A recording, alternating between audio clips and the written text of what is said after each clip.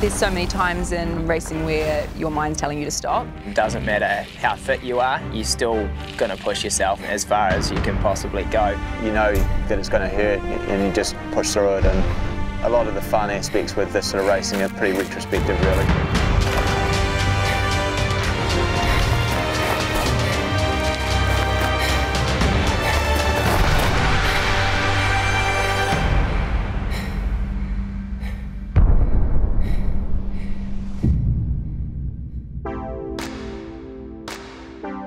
Defiance is a two-person, two-day brutal multi-sport endurance race. It's held in one of the most beautiful places in the world, in Wanaka, New Zealand.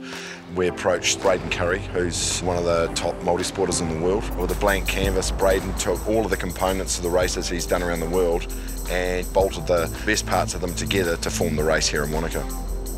Wanaka is so inspiring. It's such a beautiful place. It's got the mountains, it's got the lake, it's got the rivers, and it's just got the atmosphere to run an incredible event. Bull Defiance is pretty much bringing together all the things I love to do, the styles I love to race, and creating an event that we can share with everyone. Quite a unique start, sitting on a barge that's usually used for carting livestock. Yeah, different kind of livestock to us. We've come from Perth in Western Australia, so we're used to flat terrain and very hot weather. It's going to be a bit of a shock to the system, we think. Racing is two-person teams, and racing for 2 days is something that you don't find too often in the venture world, but it's also an incredibly challenging and tough environment, so it makes for a really fun, exciting style of racing.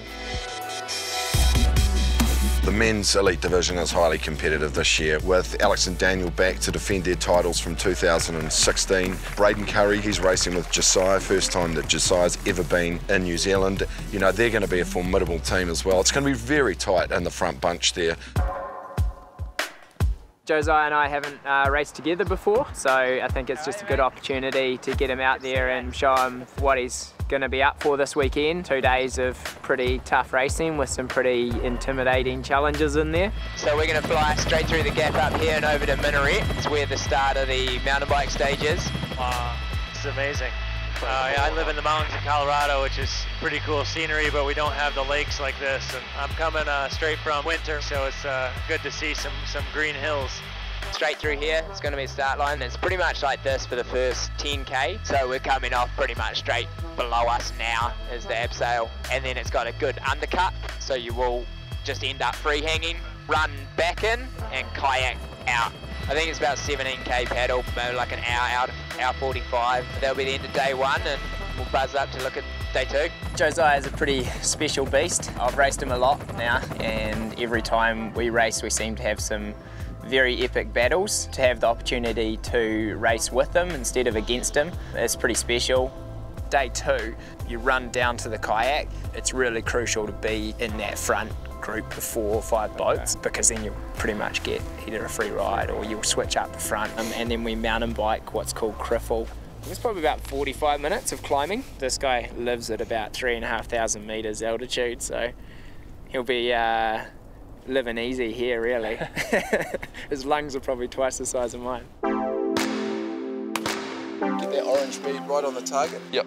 Trigger at the top, okay? Sure thing. Here we go. Good. Bang. Nice. Another one. Wait. Shot. Coming into the race as defending champions is a good position to be in. I mean, I think it's going to be more competitive than last year. Maybe we're coming in not quite as favourites, which, yeah, I kind of like being in that position. We should hopefully be able to make up a bit of time in the boat.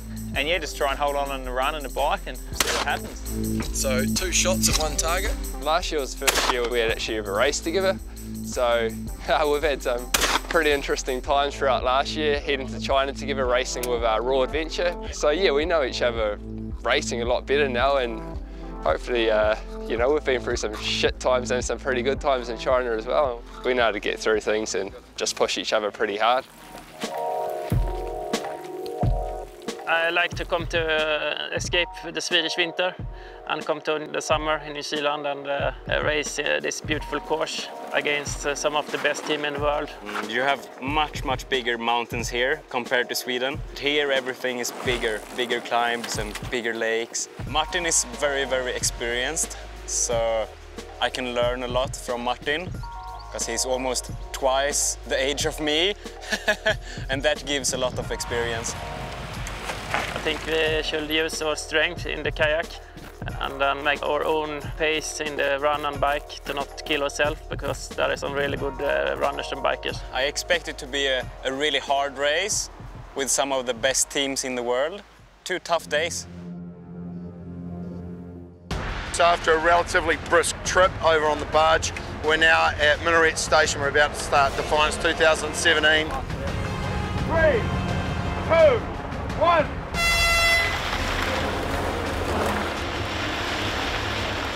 Stage number 1, 48-kilometre mountain bike ride. The first hour of this is kind of a steady climb, and then you start dropping in and out of the different riverbeds.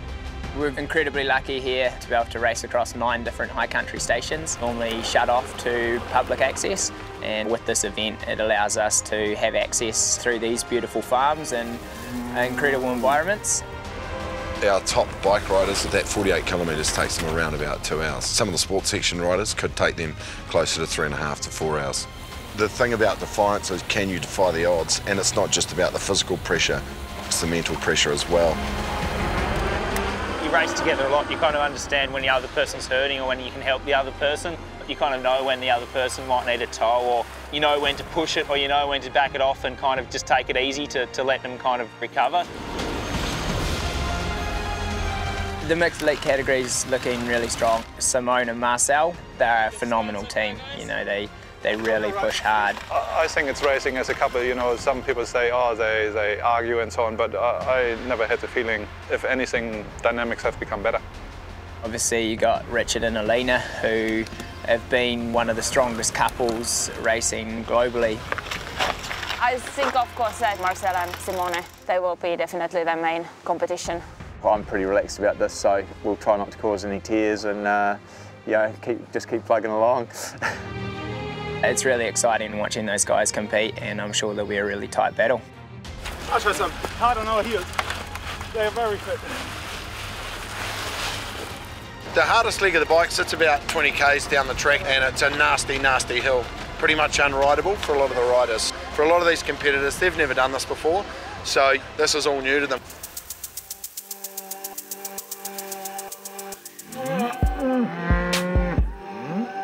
I believe that farming keeps you active, but it doesn't necessarily keep you fit. Sitting on one of these motorbikes is not a great way to be active or fit.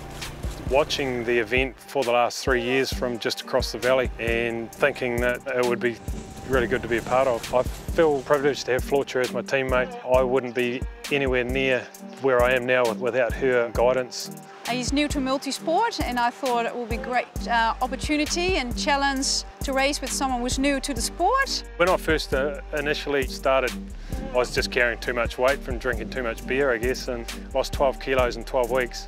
We've had a gym set up in the wool shed for doing a bit of core and strength work, which you need for these type of events. We put a lot of time into this, and effort and commitment. Even getting to the start line, not being injured and finishing it, that will be amazing.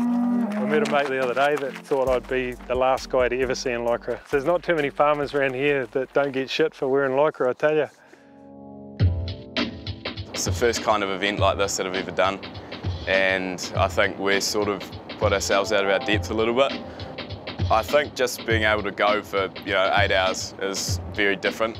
I've never really had to exercise for that long, and especially in a race situation. Jack and I, we grew up together, so we've got a pretty good friendship going on, and I think that'll be perfect for the race.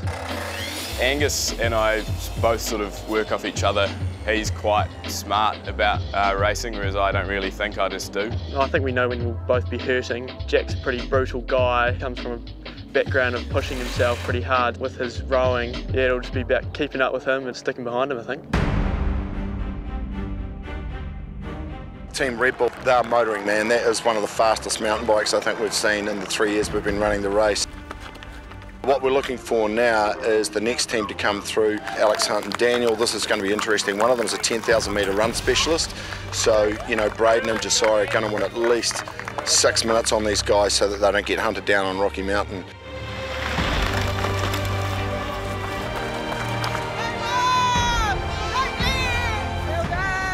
Poor old Bob's got a bit of cramp, so No, I think I'm about ready to retire right now. I get to sit back when we get in the kayak though. They basically come straight off the mountain bike and go straight up 4.5 kilometres of uphill to get to the top of Rocky Mountain to the abseil. That's really going to put some people in the hurt box because your legs after 48 k's of cycling just aren't prepared to come off and run directly up a hill. It's not very much to run, is it? This guy's a machine.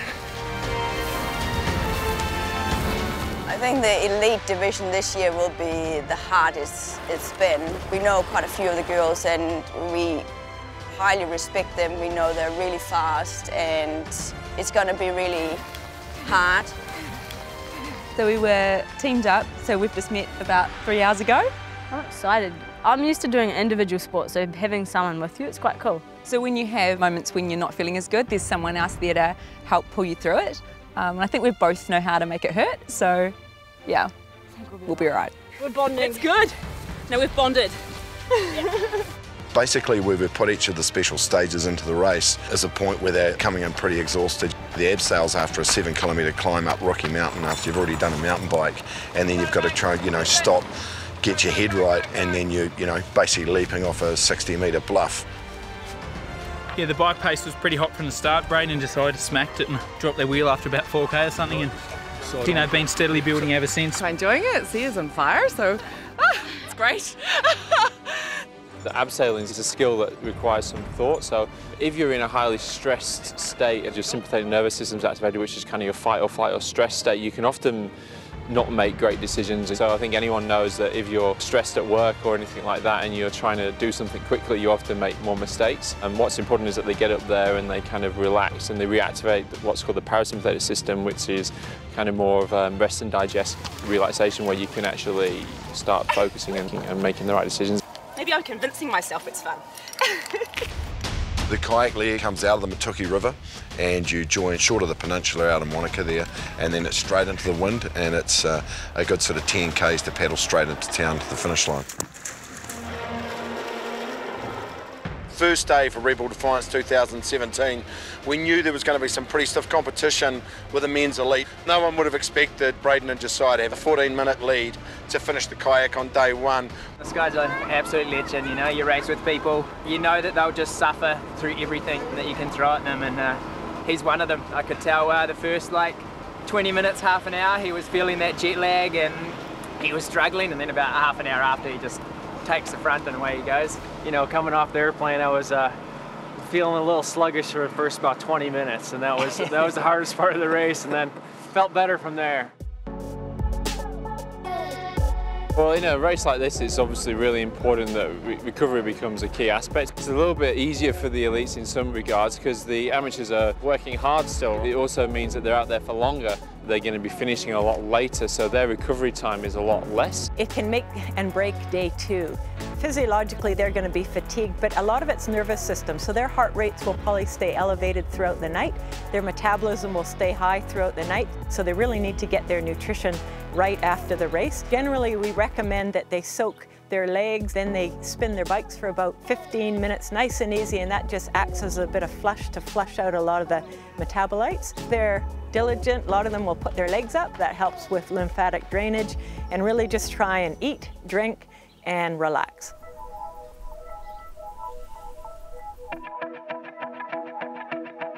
It was a hard day for me, probably my hardest days racing ever, I would have to say. Watching teams that we shouldn't be allowing past us is quite hard to do. I was just cramping to a point where at one stage I was lying on my back and GLEN was massaging my thighs, and they were just going boom, boom, just like thundering away, so I just had to get moving again, and then I could push it to a limit where the cramp was coming on, but I couldn't afford another seize up, so I just had to keep sort of pushing along through that and hopefully get through to the abseil. Oh, it's going to be a tough one tomorrow, to be honest. I'm an early riser, so I'll get up early and have a good breakfast and have a bit of a stretch, and that'll help get those muscles lengthened out, and hopefully I've got rid of a few of the toxins in there from today.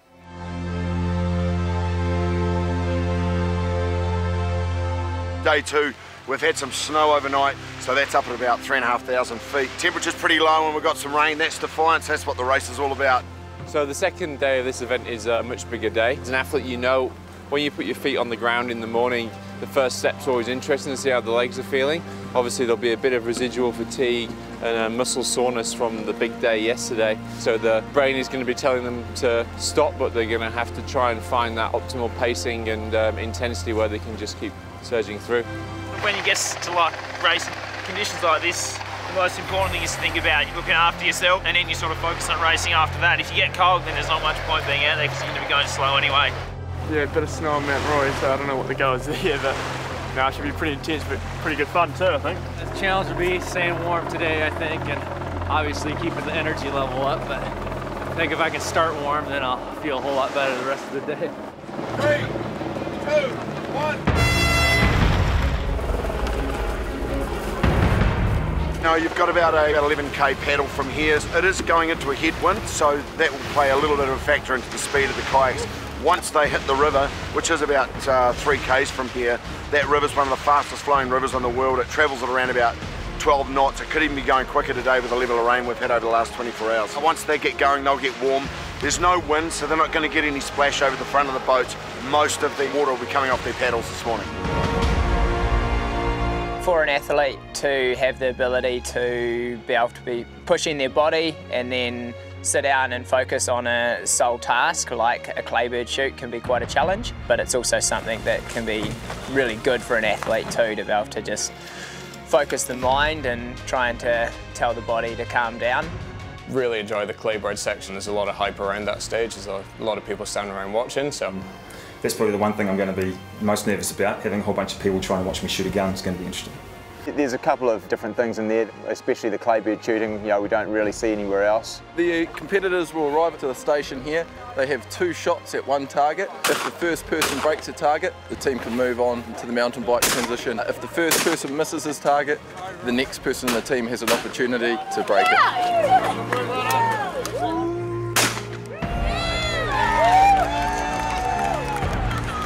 It's a little bit cold, a little bit wet, but if you don't get any of them, you have a penalty. If you get one of them, you can just put the gun down, get on your bike, and you're off on the next stage. Okay, so the first 2 men's elite teams have come through.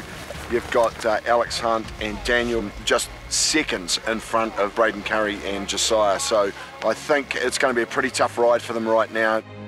It's going to be wet, it's going to be hard, but completion's what it's all about. Concerned about the cold, just make sure we keep a good temperature. Hopefully I can keep those cramps at bay. Yep, it'll be a crucial part of our day. Criffle Station is locally known as a bit of a leg burner. Goes straight up and then it plateaus across the top. It's really pretty evil because a lot of it's on farmland grass, so you don't get a lot of traction. If it were on straight dirt or even looser schist, it can be okay, but on grass, you get no traction, so it's going to be a real leg zapper. My quads are burning. There's a bit of a grunt so far, but I think there's a bigger grunt ahead. Being out there in tough conditions, it's not just being fit. I think you also need quite a good mental strength, which is almost half of the whole thing. It's grim. That's really cold up the top. It's 3 degrees. We've got snow right at the top of the Criffle range. Loving this. Right in the black box. Just trying to warm the hands up, Get the temperature up a wee bit. Bit numb. All good though. Smiling away. Working for it today, but we'll get there. Second to last leg. Trying to set pace and make sure we don't cook ourselves. It's a very, very vicious downhill. It's anything close to a 2-hour grind to get to the summit, and then you plummet down into Cadrona Valley. And so you're going to have to be really careful there. It's quite a change. You have to have your wits about you. The cold can really just wreck your race, especially because on that second day we'll be starting off with a paddle. If you get cold, your body will just start to shut down, and if you get cold on that first leg and then you're jumping onto the bike, it's not like you're jumping onto a run where you can actually warm up again. If your body's just starts to shut down, you lose all your energy and you may as well just say game over. You just got to take care of that straight away. So we've just seen the first of the elite men's teams come through. Braden Currie and Josiah have extended their lead. That was insane, eh? Wind chill would have been well in the minuses. It was It was really cold.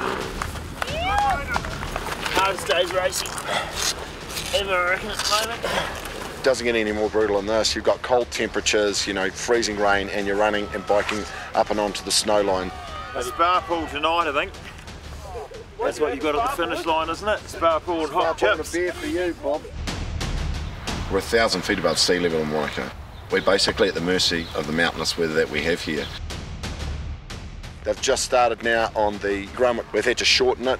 It's 17 kilometres, but it's still a 1,200 metre vert that they've got to go up. They'll be in the snow for a good 20 or 30 minutes before they traverse to come back down on the descent. For us racing as professional athlete, it's kind of expected that you'll probably go into the box or the pain cave. You get out there and we're all really competitive people and we'll push ourselves as hard as we possibly can. Doesn't matter how fit you are, you're still going to push yourself as far as you can possibly go. You know, for me, I just try to get myself into a mental state when I'm racing that makes me want to push and block out some of the pain that might be going on in my body, and sort of mentally telling myself that, you know, I can keep going, I can keep pushing harder, and that my body can manage this.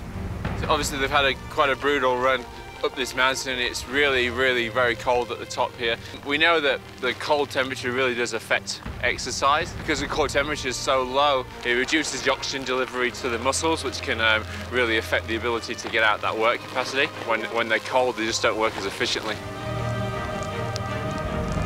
It was a whole different experience. We go out there, we race, and we expect to race in beautiful sunny conditions, and you get thrown this kind of day, and then we hit that run, and it was just a matter of survival getting through that. I came a long way to this race, and I knew I wasn't coming here for a cakewalk. I was coming here for a big challenge, and it delivered. I mean, it was epic out there. Everything was thrown at us, and you know, we were able to suffer through it and make it through.